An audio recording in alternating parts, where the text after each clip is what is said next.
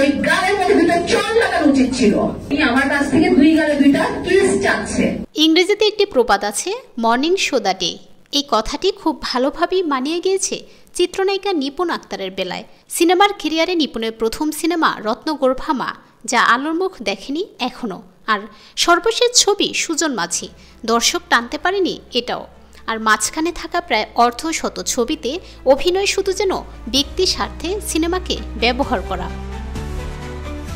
ক্যারিয়ারের শুরু থেকে বিভিন্ন রাজনৈতিক ব্যক্তিদের সঙ্গে ওঠা বসা তার। সিনেমার পর্দা থেকে মন্ত্রী এমপিদের ঘরে যাতায়াত ছিল বেশি, ফলে ক্রমেই অভিনয়ের দক্ষতা থেকে রাজনৈতিক কুটিল চিন্তা ঝেঁকে বসে তার মাথায়। শুরু করেন অবৈধভাবে বিএফডিসিকে নিজের করে নেওয়ার প্রস্তুতি। সময়টা তখন 2022 সালের 28 জানুয়ারি। একদিকে মিশা জায়েদ প্যানেল আর অন্যদিকে কাঞ্চন নিপুণ পরিষদ। এই নির্বাচনও নিপুণ প্রভাব খাটিয়েছেন রাজনৈতিক ব্যক্তিদের।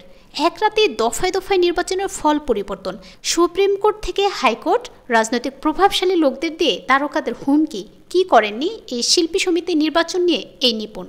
রাজনীতি করুক আর নাই করুক, চিত্রনায়িকা তকমা লাগিয়ে খুব অল্প সময়ে সম্পদের পাহাড় গড়েছেন নিপুণ আক্তার। 2016 সালে রাজধানীর বনানীতে টিউলিপ নেলস অ্যান্ড স্পা নামের এই পার্লার খুলে বসেন তিনি। উদ্বোধন করেন রাজনৈতিক ব্যক্তিত্ব শেখ সেলিম।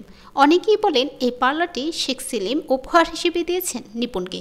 শুধু পার্লার নয়, নিত্য নতুন গাড়ি, বিদেশ ভ্রমণ, মেয়েকে বিদেশে পড়াশোনা করানো, সব কিছুই নাকি আসতো রাজনৈতিক ব্যক্তিদের হাত দিয়ে।